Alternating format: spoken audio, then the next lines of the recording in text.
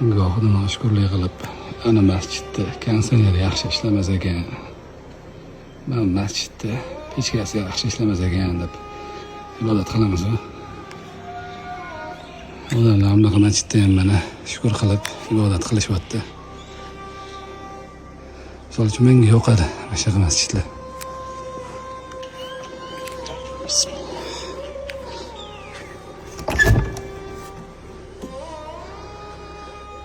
Voy maşallah.